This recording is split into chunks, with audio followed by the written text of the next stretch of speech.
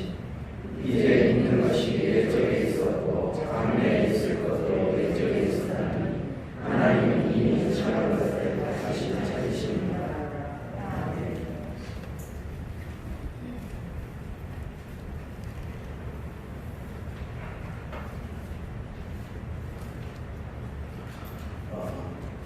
다시 또 전도서 1장 2절에서 12장 8절까지 헛됨으로 시작한 이 전도서가 헛되고 헛되도다.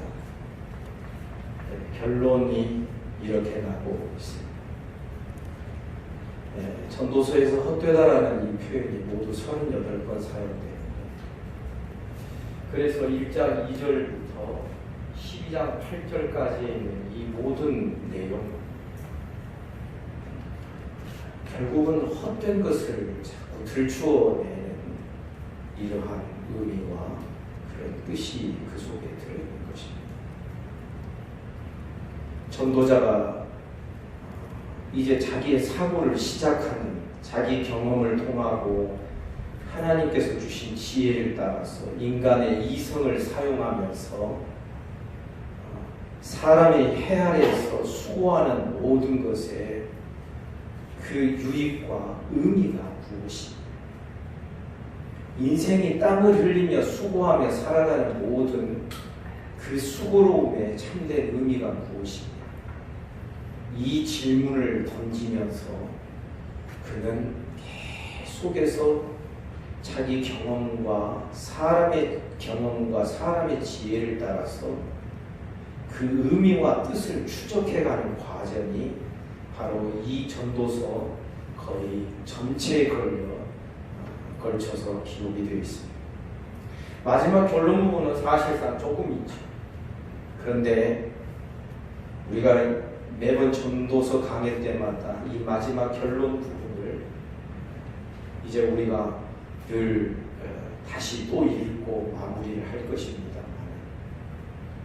지금 우리가 가지고 있는 이 믿음의 체계가, 그리고 우리가 지금 알고 있고 소유하고 있는 하나님이 은혜로 주신 이 믿음의 방식들, 이것이 얼마나 탁월하고 뛰어나고 굉장한 것인지를 우리에게 확인시켜주는 이 마지막 결론 부분까지 가는 이 허무함을 노래하는 이 과정들, 이것을 우리는 대충 넘어가지 않기를 원합니다. 왜냐하면 여러분, 빵의 가치를 아는 사람은 어떤 사람이 알아요? 굶어본 사람이 아는 거예요. 갈증을 느껴본 사람이 시원한 물 한 대접 마시는 그 기쁨을 아는 거죠.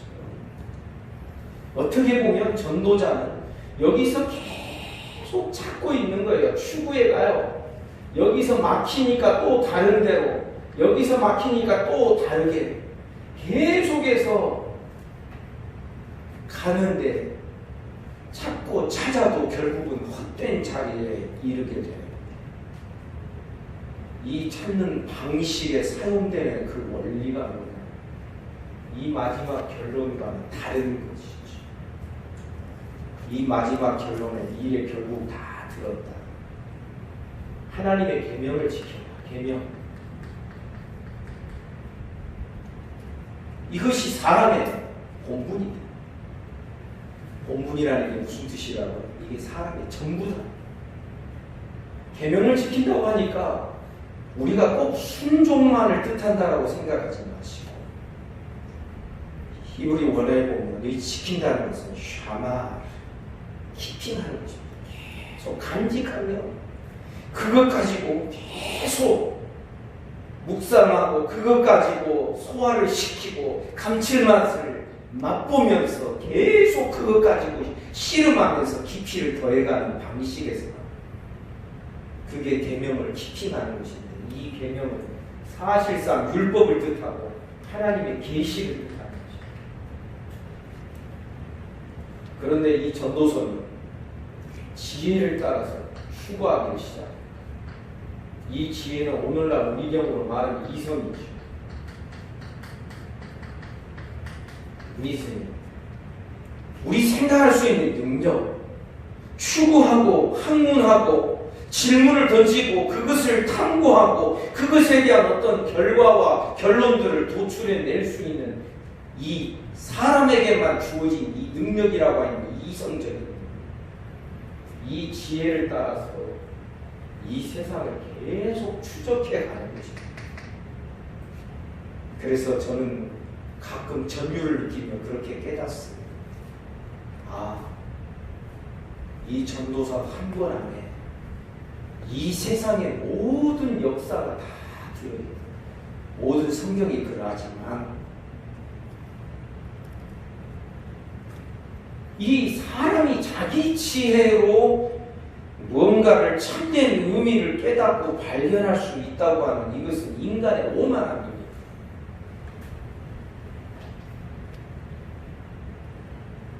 그리고 이 전도자가 사용하는 방식이 있습니다. 그게 뭐냐면 한꺼번에 다 모든 것을 다 파악할 수 없으니까 해 아래서가 혹은 하늘 아래서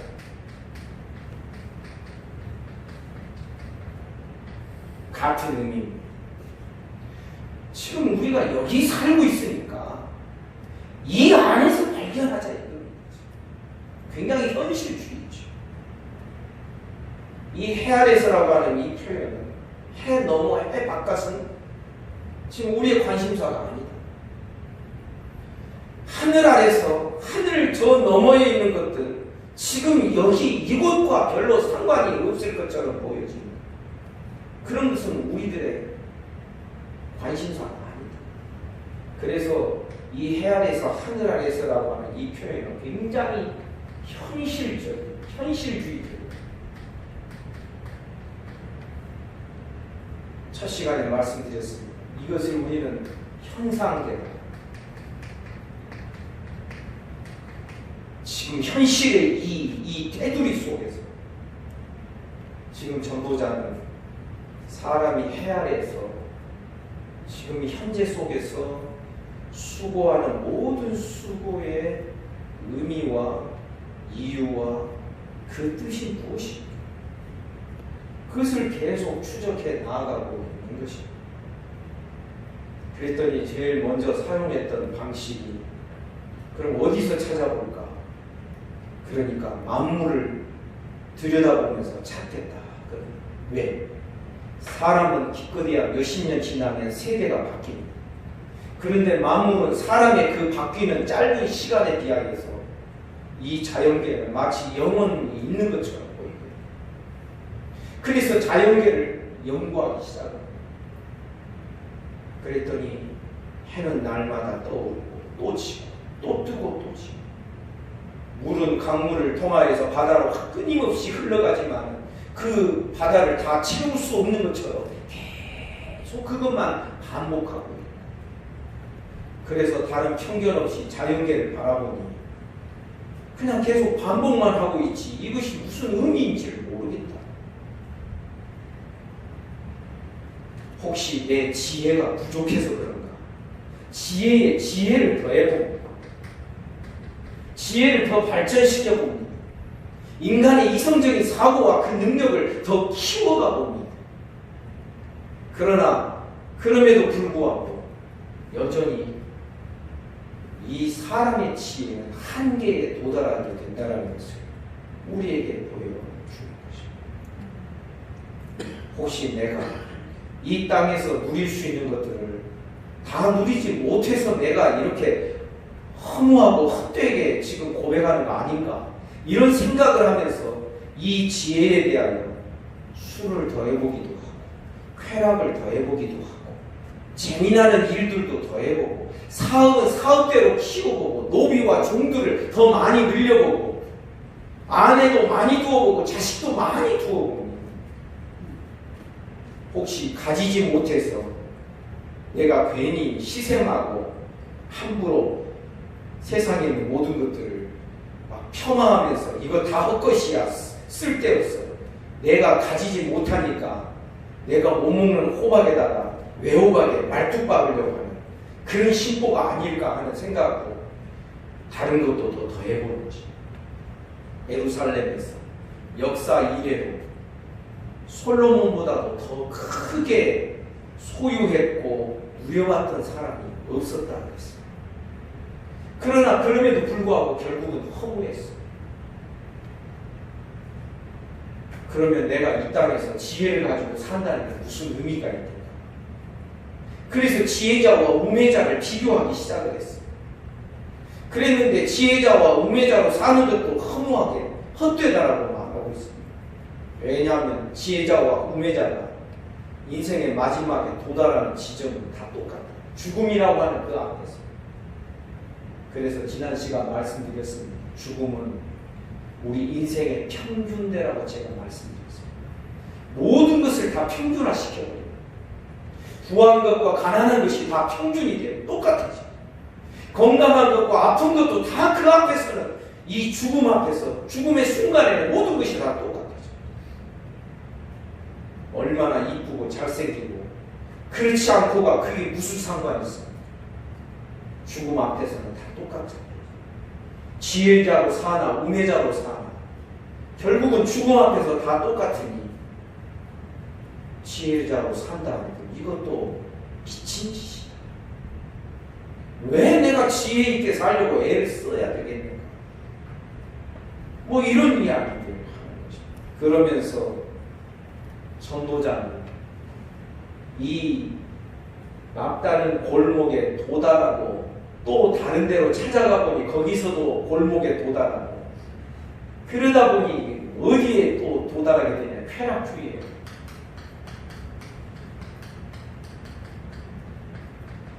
들어가게 되는 것입니다. 여러분, 제가 지금 말씀드린 이 모든 것은 사실은 인류의 사상사 안에 다 이 과정들이 포함이 되어 있는 것을 여러분 알아야 돼요. 그래서 전도자가 이 쾌락주의에 빠지게 되는 이유가, 야, 뭐 자꾸만 의미를 찾으려고 그래. 먹고 마시고 이 안에 뭐가 있겠지. 야, 해 아래서 내가 먹고 마시며 낙을 부리는 것보다 더 좋은 것이 없더라. 이것은 전도서의 최종 결론이 아닙니다. 임시적인 결론에 도달하게 되는 것입니다. 그래 봤는데, 그래 맞아, 먹고 마시고 내일 뭐 염려할 거 뭐 있어, 오늘 마시고 즐기고 살지. 이러다가 전도자가 또 허무합니다. 그런데 보니까 먹고 마시고 살고 하는 것도 우리 사람에게서 나는 건 아니더라. 하나님에게서 나더라. 여러분, 이 부분에서 여러분 우리 모두가 아멘으로 은혜 받으시기 주님의 이름으로 축복합니다. 근데 문제는 전도자의 허무한 여행이 하나님의 손에서 이 모든 것이 다 난다고 고백을 하는데도 거기서 끝나지 않습니다. 문제는 모든 사람이 다 그것을 누리는 게 아니라 하나님이 자기 기뻐하시는 뜻대로, 쉽게 말하면 조금 심술궂은 어떤 그 장난기 있는 어떤 신이, 그래? 너는 내가 기뻐하니까 내가 줄게. 너는 기뻐하지 않으니까 안 줘. 이게 뭐냐는 거예요. 이게 도대체 뭐냐? 마치 하나님 자기 마음에 들면 정말 뭔가를 얻고 사는 것이고, 하나님 마음에 들지 않으면 우리는 아무것도 안 되는 것이고, 그러면 사람이 해 아래에서 수고하는 모든 것이 무슨 의미가 있는가? 그러면서 오늘 읽은 본문에 적어도 성경을 많이 안 읽어도 웬만큼 다 알고 있는 모든 범사에 다 때가 있다 하는 내용으로 3장 1절에서부터 8절까지에서 말씀하고 있는 것입니다. 범사에 기한이 있고 천하 만사가 다 때가 있다. 2절, 날 때 있고 죽을 때 있고 심을 때 있고 심은 것을 뽑을 때 있고, 정반대되는 그 일을 행하는 때가 있다. 3절, 죽일 때 있고 치료할 때 있고 헐 때 있고 세울 때 있고, 4절 울 때 있고 웃을 때 있고 슬퍼할 때 있고 춤출 때가 있어. 5절 돌을 던져버릴 때 있고 돌을 거둘 때 있으니 안을 때 있고 아는 것을 버려버리고 멀리 할 때. 6절 찾을 때 있고 찾는 것을 잃어버릴 때가 있고 지킬 때 있고 버릴 때 있고 찢을 때 있고 꿰맬 때 있고 잠잠할 때 있고 말할 때 있고 사랑할 때 있고 미워할 때 있고 전쟁할 때가 있고 평화할 때가 있고. 가만히 사람들이 사는 이 현상을, 이 현실을 가만히 살펴보니까 사람들이 뭐 수고한다고 해서 뭐 그렇게 크게 뭐가 막 역사가 일어나고 작동이 되는 것이 아니다라는 사실을 깨닫게 됩니다. 그리고 가만히 보니까 뭔가를 알 수 없지만 때가 지배하는 때. 옛날에 한참 성경 공부할 때 우리가 우스갯소리로 전도서 공부를 끝나고 나서 신학생들끼리 자, 우리 때가 많이 붙었으니까 우리 목욕하러 갑시다. 우스갯소리로 그렇게 한 적이 있습니다. 좀 조시는 분이 있는 것 같아서 역시 저의 개그는 아재 개그에 불과했습니다. 여러분, 안 믿는 사람들도 이 생각 너무 많이 가지고 있습니다. 운명의 장난이래. 때가 있다. 이 때라고 고백하는 것은 사실은 사람의 힘으로 뭘 바꿀 수 있는 것이 아니더라 하는 그러한 절망감의 표현이 되기도 합니다. 그러지 않습니까? 우리 때로는 이해가 안 되고 우리 힘으로 할 수 없는 그 일에 대해서 때가 아닌가 봐. 그냥 포기를 하지 않습니다. 우리를 합리화시키는 방식으로 때라는 그 단어를 얼마나 많이 사용하고 있습니다. 그래서 이 때를 쭉 진술하고 고백을 하면서 8절에서 이렇게, 9절에서 이렇게 또다시 회의적인 질문을 던져.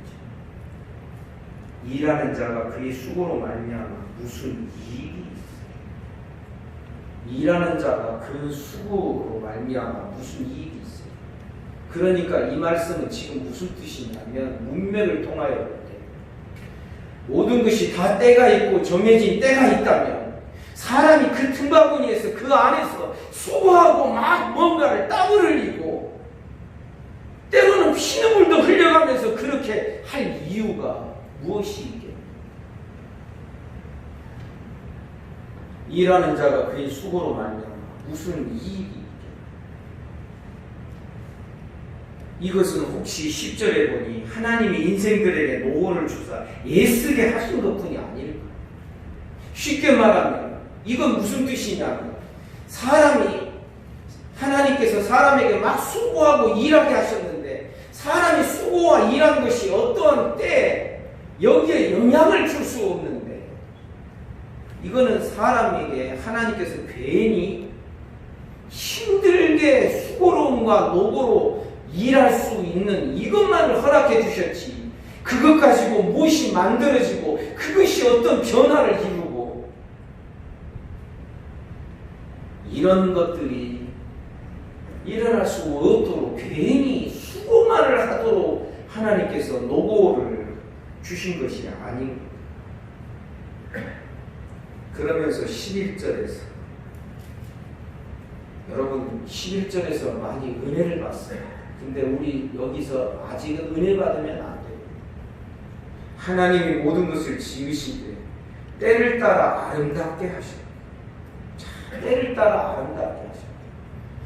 이 때를 주관하시는 분이 하나님이다라고 고백을 합니다. 그리고 때를 따라 아름답게 하셨고 그 또 사람에게는 영혼을 사모하는 마음을 주셨습니다. 그러나 하나님이 하시는 일의 시종을 사람으로 측량할 수 없게 하십니다. 하나님은 때를 따라 아름답게 하시고 사람으로는 영혼을 사모하는 마음을 주십니다. 지금 이 전도서 문맥을 볼 때 영원을 사모하는 마음을 주셨다는 게 무슨 뜻이냐면 사람이 지금 현실의 삶에 먹고 마시며 이렇게 살아가는 이 삶이 부족함이 없다 해서 만족할 수 있는 존재가 아니라는 거예요. 자꾸만 사람은 이 보이는 세계 너머의 영원한 것에 대하여 자꾸 추구하고 질문을 던지는 이러한 영적인 본성을 하나님께서 사람에게 주셨다는 거예요. 그래서 사람은 자꾸만 질문을 하는 거예요. 자꾸 찾는 거예요. 추구하는 거예요. 보이는 것에 만족을 못하는 거예요.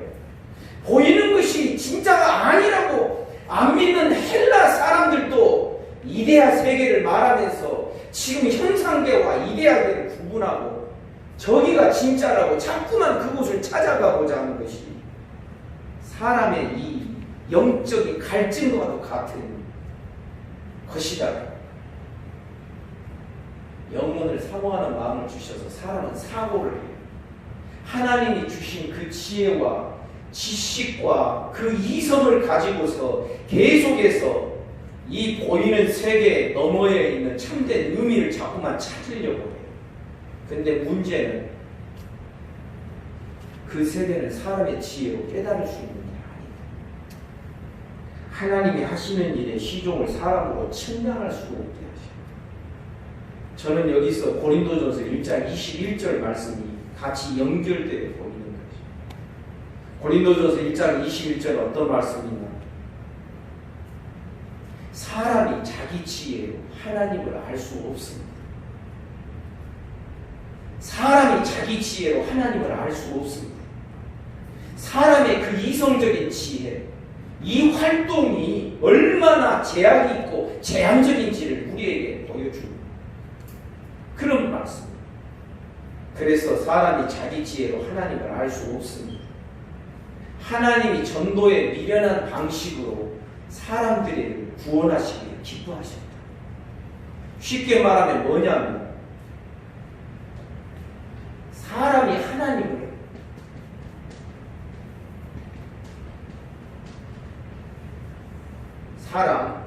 하나님을 추적해서 찾아낼 수가 없는 거예요.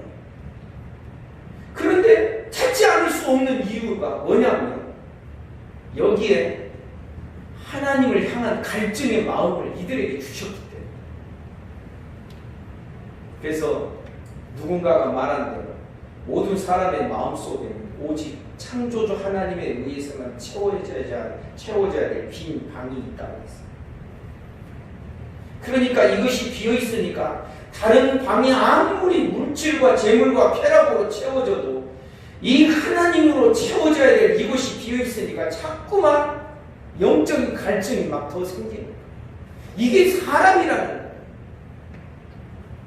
그런데 문제는 사람의 지혜로는 하나님을 알 수가 없는 거예요. 사람의 지혜의 한계에 갇혀있는 것이 한계. 그래서 하나님께서 하신 방식이 뭐냐면 사람이 하나님을 더듬어 찾아내도록 하는 것이 아니라 왜 못 찾아요? 하나님이 전도에 미련한 방식, 하나님이 자기를 사람에게 보여주신 거예요. 믿습니까? 이게 바로 계시라는 말이에요. 계시.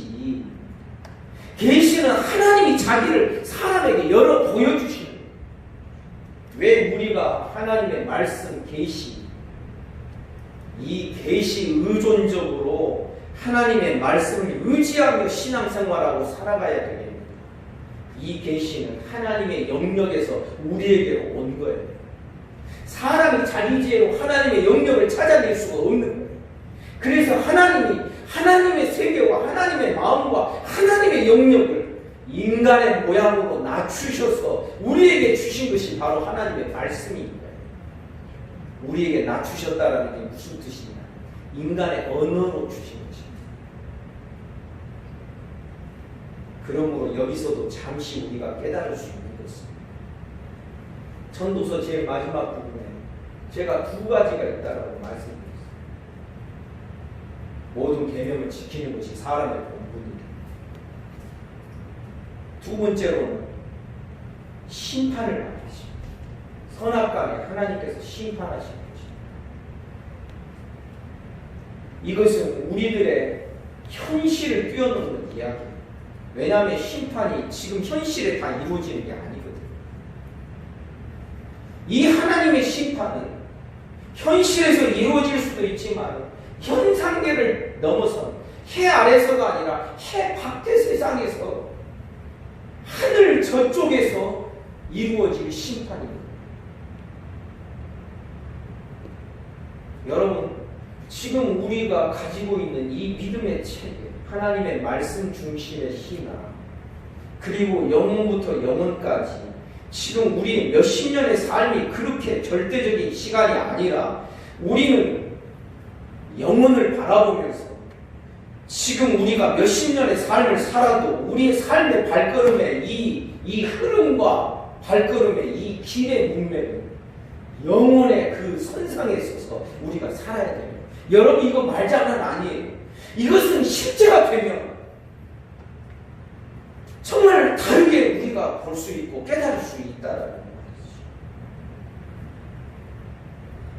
지금 전도자는 이 결론에 도달하기 위해서 이리저리 잡고 궁리하고 또 여기가 막히면 저쪽으로, 저쪽이 막히면 또 다른 곳으로 계속해서 의미를 찾아가고 있는, 오늘 본문에서는 범사의 때가 이 세상을 지배하고 있는 것을 보는 거죠. 그런데 이 때가 누구의 손에서 난다? 하나님의 손에서 난다 그랬습니다. 그러면 우리 사람이 해야 돼서 수고하고 애쓰는 모든 것, 이게 도대체 무슨 의미가 있겠습니까? 그래서 이 전도서 3장 11절의 말씀은요, 우리가 은혜 받기 위해서 흔쾌한 마음으로 지금 고백하는 내용이 아니라 뭔가 찜찜함이 계속 남아있는 거예요. 하나님 하시는 일에 시종을 하는 사람으로 측량할 수 없게 하셨다. 아니, 뭔가를 측량하고 뭔가를 찾도록 하는 이 영적인 영혼을 사모하는 본성을 주셨습니다. 이것을 따라서 뭔가를 찾아낼 수 있는 그것이 허락이 되어야 할 것인데 결국은 갈증은 느끼게 하시면서 결국은 그 갈증을 사람의 수고와 노력으로 채울 수 없다라고 말씀하십니다. 하나님이 그렇게 일하시면 도대체 이게 뭡니까? 하나님을 향한 투명 섞인 지금 이야기가 이 속에 들어있는 것입니다. 그래서 전도자는 또 자기의 삶의 현실로 돌아와서 덜썩 주저하는 표현을 12절에 하고 있습니다. 사람이 사는 동안에 기뻐하며 선을 행하는 것보다 나은 것이 없는 줄 내가 알았다. 여기에 선이라고 하는 것이 지금 전도서에는 그 다음에 13절에 나오는 그런 즐거움, 이런 의미를 가지고 있습니다. 사람마다 먹고 마시는 것과 수고함으로 낙을 누리는 그것이 하나님의 선물이길 또한. 여러분, 왜 12절에서 사람이 사는 동안 기뻐하며 선을 행하는 것보다 더 나은 것이 없는 줄 내가 알았다, 이 표현을 왜 하고 있는 줄 아십니까? 그것은 이 모든 때와 기한이 하나님의 손에 있고 하나님이 다 하신다면 그 다음에 우리가 할 일은 하나님께 잘 보이는 것밖에 없지 않아요. 하나님께 잘 보여서 이 세상 사는 동안 우리 힘들지 않고 낙을 누리면서 살 수 있도록 우리에게 허용이 되는, 이것밖에는 우리가 구할 것이 없고 이것밖에는 우리의 삶의 노력의 그 어떤 효과나 수고가 유익이 그것밖에 없지 않다. 13절이 그것을 말하는 것이고, 사람마다 먹고 마시는 것, 수고함으로 낙을 누리는 것, 그것이 하나님의 선물인 줄 또한 알았다. 이건 하나님이 주시는 것이지 사람이 수고했다고 해서 얻어지는 거 아니더라. 여러분, 이런 절망감 안 느껴보셨어요? 그러면서 14절에서는 더 절망스러운 표현을 하는 것입니다. 하나님께서 행하시는 모든 것은 영원히 있을 것이다. 그 위에 더할 수도 없고 그것에서 덜할 수도 없나니, 하나님이 이같이 행하심을 사람들이 그의 앞에서 경외하게 하려 하신 줄 내가 알아. 지금 이 말은 무슨 뜻이냐? 그래요, 하나님이 다 하시죠. 하나님 하시는 일에 우리가 뭘 더할 수도 있고 덜 할 수도 있는 우리가 아니죠. 지금 전도자는 이 대목에서 너무 하시는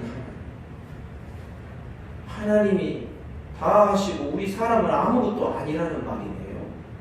그러면서 잘 들으시고 보시기를 바랍니다. 전도자는 이 말씀을 어떤 마음으로 읊조리고 있냐면 내가 하나님에 대해서 이렇게 고백은 안 할 수도 없지만 근데 고백을 하면서도 마음이 흔쾌하지 않는 거예요.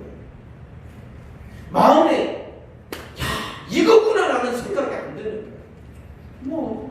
하나님이 다 하신다면 그 하나님이 하시는 일에 우리가 뭔가 더 할 수 있는 것도 없고 덜 할 수 있는 것도 없다면 그럼 할 수 없지 어떻게. 결국은 이걸 통해서 하나님을 경외하는 것, 여기 하나님 경외는 두려움입니다. 결국은 하나님께서는 이 방식으로 사람을 옴짝달싹 못하게 해서 하나님 두려움, 그래서 하나님 앞에서 뭐가 두려워서 못하고 두려워서 뭘 하고 하는 그러한 삶으로 우리가 그렇게 살아갈 수밖에 없지 않겠습니까? 푸념 섞인 고백을 하고 있다는 것이죠.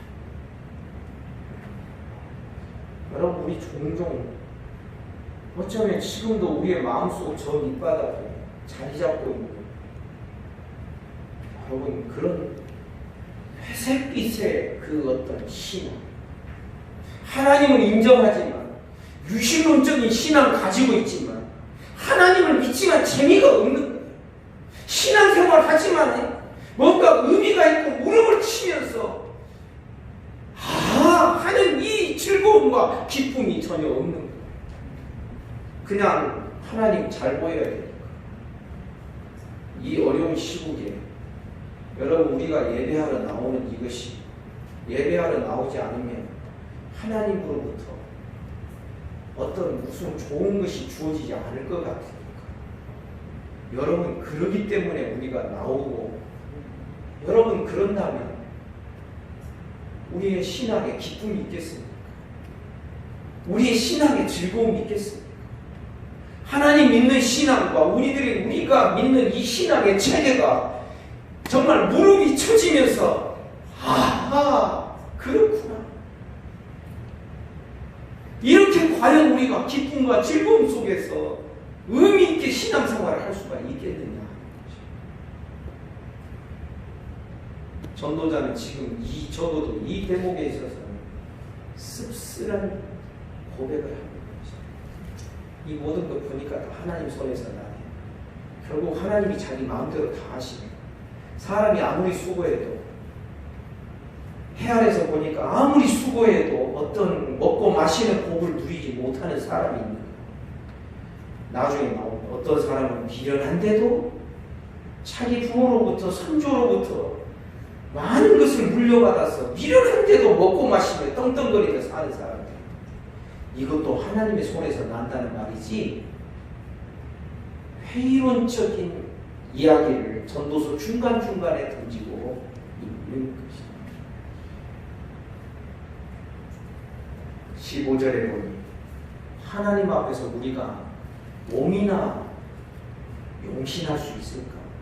우리가 조금이나마 하나님의 하시는 일에 뭔가 손가락 하나라도 까딱해서 우리가 무언가를 담글 수 있을까? 그럴 수가 없다. 15절, 이제 있는 것이 옛적에 있었고 장래에 있을 것도 옛적에 있었나니 하나님은 이미 지난 것을 다시 찾으시니. 누가 찾아요? 사람이 찾아내는 거 아니다. 왜? 사람은 기껏해야 70, 80이에요. 한 세대가 그렇게 짧은 세대가 그냥 계속 이어져가는 그 뿐인데 결국 이전에 있는 것을 찾아내시는 것도 결국은 하나님이시다. 그러면 우리 사람은 뭔가 꼭두각시가 아닌가? 여러분 꼭두각시처럼 신앙생활 하지 마시기를 주님의 이름으로 축복합니다.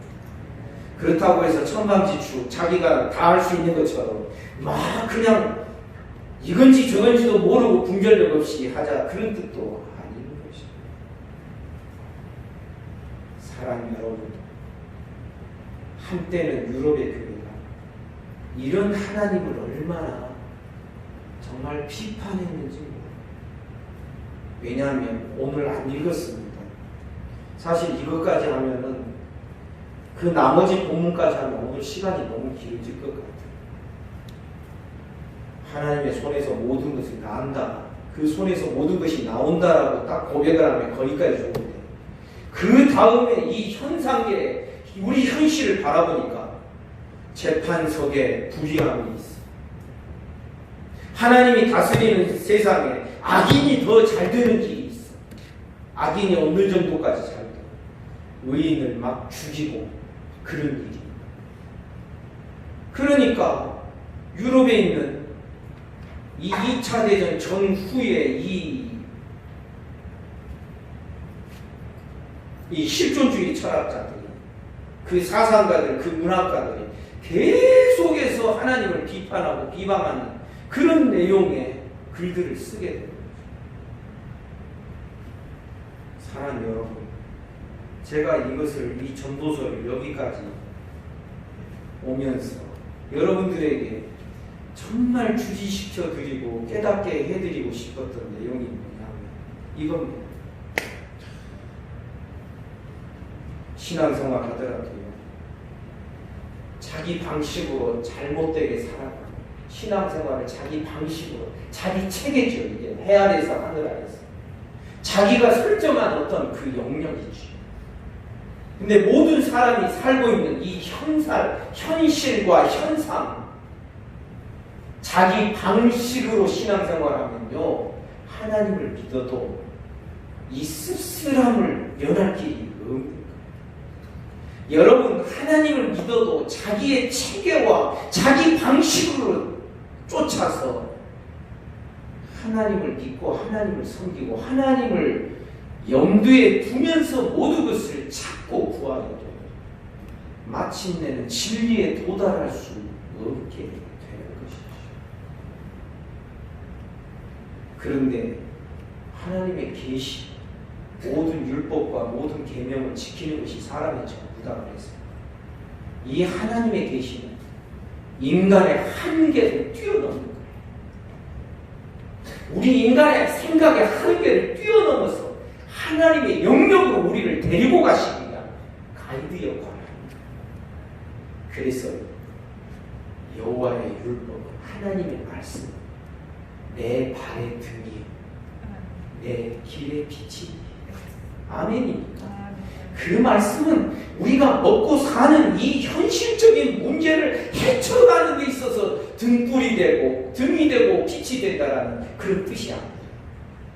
이 보이는 세계에서 보이지 않는 세계까지로 넘어가고 우리가 날마다 하나님의 보좌 앞에 나아가는 법을 배우는 거예요. 그 하나님의 보좌 앞이 심판의 장소예요. 거기에 도달하는 이것이 우리들의 신앙의 과제고 우리 인생의 의미를 참되게 깨닫는 곳이 바로 여기다라는 것을 전도자는 우리에게 그것을 강조하여 가르쳐주고자 하는 거죠. 근데 우리 이미 다 알고 있는 거잖아요. 그래서 제가 뭘 우리 전도서를 통하여 깨닫자고 했습니다. 이미 우리가 가르침 받고 있는 것, 우리가 알고 있는 것, 그것을 제대로 알고 제대로 가르침 받고 그 말씀이 현실이 되면 이게 된다니까. 우리가 경고를 받아야 될 것이 있습니다. 하나님이 모든 것을 다스리신다고 하는데도 전도자는 여전히 씁쓸함을 면할 길이 없어요. 그래, 하나님 다 하시네. 그래, 다 해. 우리 사람 할 일 아무것도 없어. 그럼 우리가 열심히 수고하며 막 그런 필요가 뭐가 있어? 먹고 마시며 사는 게 최고지. 하루하루 그냥 주어진 그 하루의 날 동안 즐겁게 살면 그것으로 족하지. 제가 어릴 때 참 이게 부산에서 살 때 유원지 옆에 저희 집이 있었어요. 바로 옆은 아닌데 좀 떨어져 있어요. 혹시 아시는 분 있을지 몰라요. 금정산, 금강공원이라고 하는 그 유원지.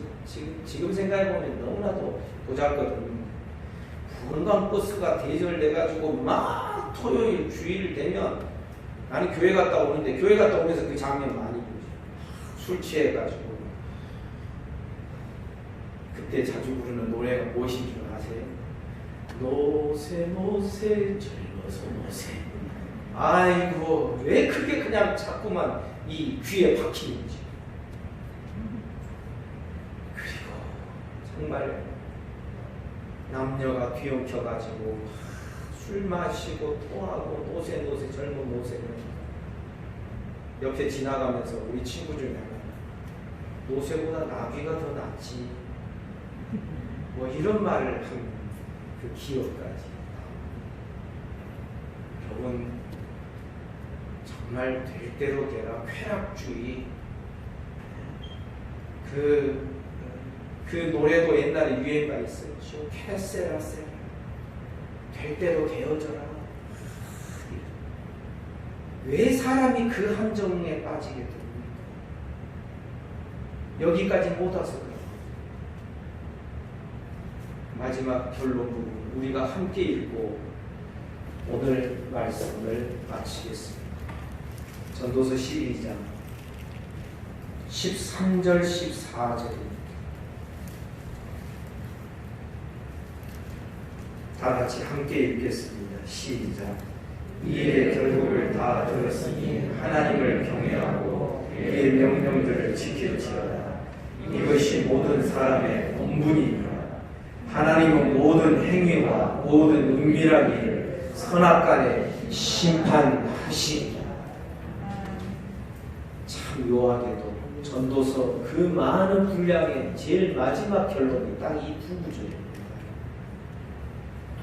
여기까지 정말 진정으로 참되게 실제로 도달할 수 있는 저와 여러분 우리 모두가 되기를 주님의 이름으로 축복합니다. 기도하겠습니다.